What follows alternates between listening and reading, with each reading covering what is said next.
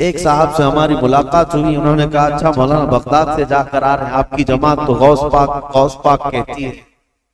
کہا بالکل۔ کہا وہاں تو اتنے بم برس رہے ہیں، سنا ہے وہاں تو مسلمانوں کا قتل ہو رہا ہے، کتنے تو وہاں پر میزائل داغے جا رہے ہیں۔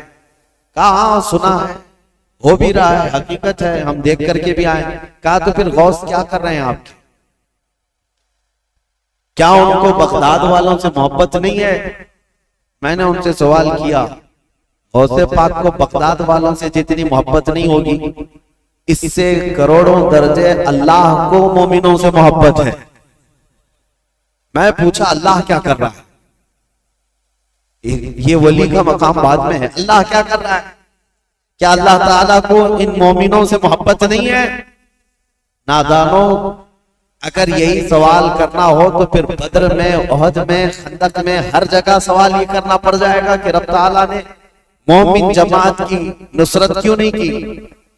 جب دارالامتحان میں ہوتا ہے کوئی امتحان کے میدان میں، تو یہ نہیں دیکھا جاتا کہ اس کی جان بچ رہی یا کون بچا رہا ہے، بلکہ یہ دیکھا جاتا ہے کہ اس کے قدم کتنے مضبوط ہیں۔ استقامت کا امتحان ہوتا ہے۔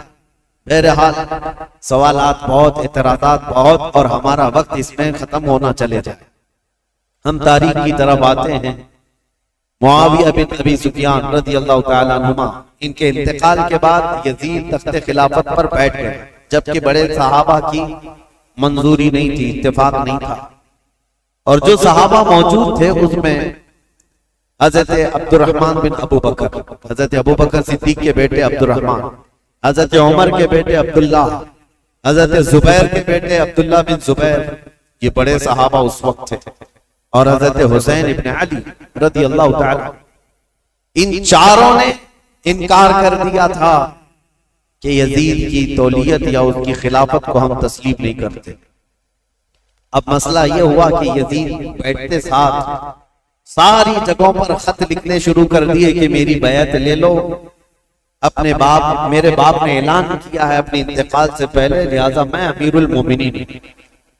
کوفہ میں، بصرہ میں، سب جگہ یزید کی بیعت شروع ہو گئی۔ اب مسئلہ آ جاتا تھا مدینے کا، اور یہ چاروں بڑے صحابہ مدینے میں تھے، تو یزید کو ڈر انہی لوگوں سے تھا کہ یہ چار لوگ اگر منع کر دیے اور انکار کر دیے تو پورے حجاز میں میرا بیڑا غرق ہو جائے، اور ان چاروں میں کوئی ایک بھی کھڑا ہو گیا اپنے خلیفہ ہونے کا اعلان کرتے ہوئے تو آدھی دنیا ان کی طرف مائل ہو جائے گی، اس لیے کہ یہ چاروں بڑی عظمت والے ہیں، ایک صدیق اکبر کا بیٹا، ایک فاروق اعظم کا بیٹا، ایک حیدر کرار کا بیٹا، ایک عبدالزبیر رضی اللہ تعالیٰ عنہ کا بیٹا، تو یہ عشرہ مبشرہ کے بیٹے ہیں اور ان کی نسبتیں بھی بڑی ہیں، اور یزید کہاں، اس کی کون سی نسبت ہے؟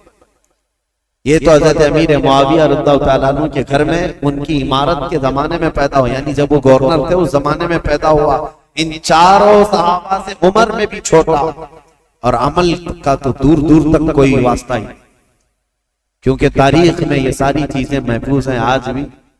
یزید دن رات عیاشی میں مبتلا رہا، کیونکہ اس نے عمارت دیکھی تھی اور مالداری دیکھی تھی، جس کی وجہ سے اس کے فسق و فجور کا سب بعد میں لوگوں کو پتا چلا جب وہ تخت پر بیٹھا، بندروں کو کھلانا، نچانا، کبوتر بازی کرنا، اور باندیوں سے اور غلاموں سے رقص کروانا، یہ ساری چیزیں اس کے ساتھ موجود تھی۔ اب یہ خبریں جب مشہور ہو گئی تو کیا جو رسول اللہ کے صحابہ ہیں ایسے شخص کو امیر تسلیم کر سکتے تھے، جنہوں نے خلفائے راشدین کا زمانہ دیکھا، جو چاروں خلفاء کا زمانہ دیکھے ہوں اور جو خود رسول اللہ کو دیکھے ہوں، تو وہ اس عظیم اسلام کے دامن میں کسی ایسے شخص کو برداشت کر سکتے تھے؟ ہمارا اور تمہارا حال الگ ہے۔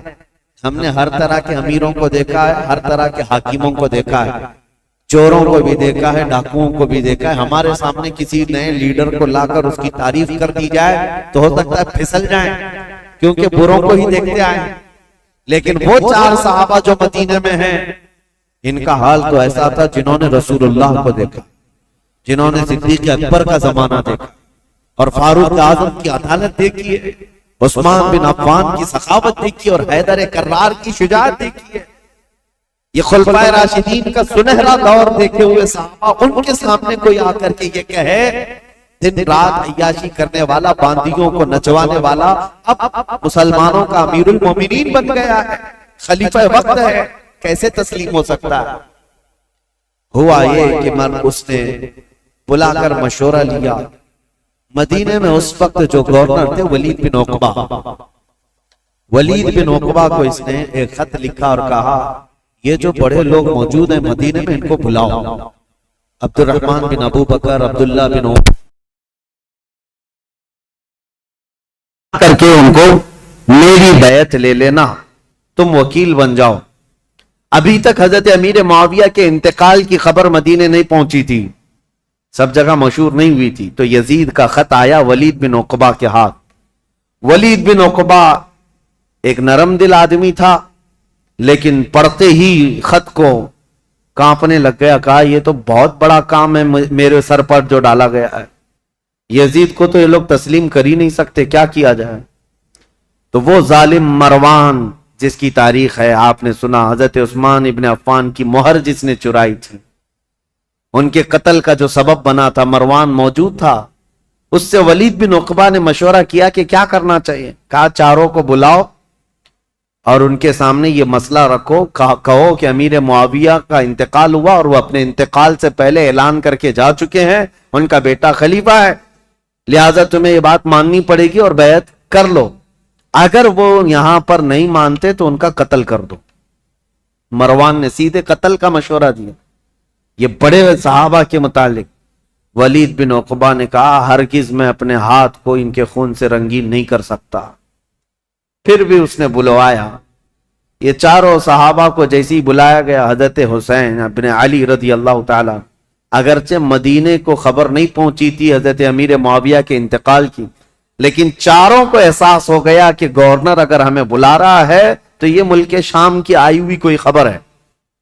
وہ اپنی تیاری سے ہی گئے تھے. حضرت امام حسین اپنے چند ساتھیوں کو لے گئے تھے اور کہا میں اندر جا رہا ہوں، اگر آواز بلند ہو جائے تو تم آ جانا اور پھر معاملات طے کیے جائیں گے. حضرت حسین، حضرت عبداللہ بن زبیر، عبد الرحمن بن ابو بکر اور حضرت عبداللہ بن عمر، یہ چاروں دارالحکومت میں آئے، گورنر ہاؤس میں. اور اس وقت ولید بن عقبہ موجود تھا اور مروان بھی موجود تھا. اس نے خط پڑھ کر کے سنایا یزید کا خط آیا ہے اور وہ خلافت کا حقدار تھا، اس لیے امیر معاویہ نے اس کے خلیفہ ہونے کا اعلان کر دیا، لہذا میں اس کا وکیل ہوں، یزید امیر المومنین کی طرف سے میں تم سے بیعت لیتا ہوں. حضرت عبد الرحمن بن ابو بکر وہ موجود تھے اور یہ دونوں صحابہ عبداللہ بن زبیر، عبداللہ بن عمر، یہ کھڑے ہو گئے. کہا ہمیں ایک دن کی مہلت دے دو، ایک دن کی مہلت دے دو. وہ نکلے. حضرت امام حسین کو اس نے پکڑ لیا. کہا کیونکہ اسے پتا تھا کہ اب یہاں مضبوط خلافت کا کوئی دعوے دار ہے تو حضرت علی کے بیٹے ہو سکتے ہیں، کیونکہ ان کی طرف پوری دنیا مائل تھی.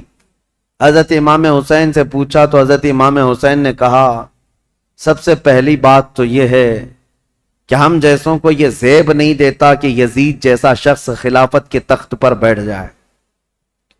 ہمیں یہ زیب نہیں دیتا کہ ایسی کوئی خبر بھی ہم سنیں، کیونکہ یہ تخت خلافت کسی بادشاہ کا نہیں، یہ رسول اللہ کی نیابت کا ہے. رسول کریم صلی اللہ تعالی علیہ وسلم کی سنتیں جس کے اندر نہیں، وہ ان کی نیابت کیا کر سکتا ہے؟ تو ولید بن عقبہ نے کہا معاملہ گرم ہو جائے گا، حسین تو تیار نہیں. پھر کہا نہیں، آپ کو تو بیعت کرنا ہوگا. حضرت امام حسین نے کہا میں اس طرح چھپ کر بیعت کرنے والا نہیں، جب سارے مدینے والے سب لوگ بیعت کریں گے تب میں بھی علل اعلان آؤں گا، سب کے ساتھ آؤں گا. آج مجھے جانے دو. ولید بن عقبہ نے ان کو بھی جانے دیا. ٹھیک ہے. جیسے یہ گئے، مروان بن حکم کھڑا ہوا اور کہا ولید بن عقبہ کو، کہا کہ تو نے بہت بڑا موقع گنوا لیا، آج ان کو قتل کر دینے کا سب سے بہترین موقع تھا، تو گنوا لیا اور تو آج ان سے بیعت نہیں لے سکا. مروان کہہ رہا ہے دیکھ لینا زندگی پر اب تجھے حسین سے بیعت کبھی نہیں مل سکی. ایک بار وہ یہاں سے جا چکے ہیں، حسین کبھی بھی بیعت نہیں کر سکتے، تیرے لیے اچھا موقع تھا۔ ولید بن عقبہ نے کہا میرے لیے ساری دنیا آ جائے لیکن میں حسین کے خون سے اپنا ہاتھ رنگین نہیں کر سکتا، اس لیے کہ وہ رسول اللہ کے قرابت دار نواز ہیں۔ تو مروان بن حکم نے ولید بن عقبہ کی شکایت لکھ کر کے بھیجی یزید کے پاس کہ اس کی نرم دلی کی وجہ سے یہ چاروں چلے گئے۔ اور ہوا کیا، عبداللہ بن زبیر اور عبداللہ بن عمر رات کے وقت ہی اپنا سامان لیے اور مکہ چلے گئے، مدینہ طیبہ چھوڑ کر چلے گئے کہ دوسرے دن پھر یہ گورنر بلائے گا اور زبردستی کرے گا، لیکن مکہ میں جائیں گے تو حرم پاک میں خانہ کعبہ کے اطراف کوئی کسی کو زور زبردستی نہیں کر سکتا جو حرم میں جائے گا، جنگ بھی حرام ہے، قتل و قتال بھی حرام ہے۔ تو یہ صحابہ وہاں چلے گئے اور وہاں جا کر انہوں نے پناہ لی۔ اب امام حسین مدینہ میں تھے، دوسرا دن آیا تو پھر دوسرے دن پھر اس نے بلایا ولید بن عقبہ نے کہ آؤ۔ امام حسین رضی اللہ تعالیٰ عنہ نے آج پھر کہا کہ نہیں، میں اس بیعت کے لیے راضی نہیں ہوں اور مجھے زور زبردستی نہ کیا جائے۔ ولید بن عقبہ نے کہا اے حسین ابن علی، میں آپ کی تعظیم کرتا ہوں، آپ کی عزت کرتا ہوں، لیکن میرے اوپر ملک شام کا حکم آیا ہے، پریشر میں ہے، میرے اوپر دباؤ ہے، لہٰذا ایک ہی راستہ ہے کہ آپ یا تو میرے اس شہر میں یا حدود میں نہ رہیں جہاں میری گورنری ہے، یا تو بیعت کر لیجئے۔ امام حسین نے کہا میں شہر تو چھوڑ دوں گا لیکن بیعت نہیں کروں گا۔ اور کون سے شہر چھوڑنے کی بات؟ مدینۃ الرسول۔ امام حسین اپنے خاندان والوں کو آ کر بتاتے ہیں، اور امام حسین نے اہل بیت کے گھرانے میں یہ بات بتائی کہ آج ہمارے لیے ایسی حالت آ گئی ہے، مدینے میں رہنا ہے تو ہمیں اس کی بیعت قبول کرنا ہوگا اور اس کو امیر المومنین تسلیم کرنا ہوگا، یا تو پھر مدینے سے باہر نکل کر جیسے میرے دو بھائی مکہ چلے گئے، عبداللہ بن زبیر اور عبداللہ بن عمر، اسی طرح مجھے بھی مکہ حرم کعبہ میں جانا ہوگا۔ اہل بیت کا بچہ بچہ کہنے لگا رسول کریم صلی اللہ تعالی علیہ وسلم کا شہر چھوٹ رہا ہے، اے امام علی مقام، اس کو گوارا کر لیں گے لیکن رسول اللہ کی شریعت چھوٹ جائے یہ گوارا نہ کریں۔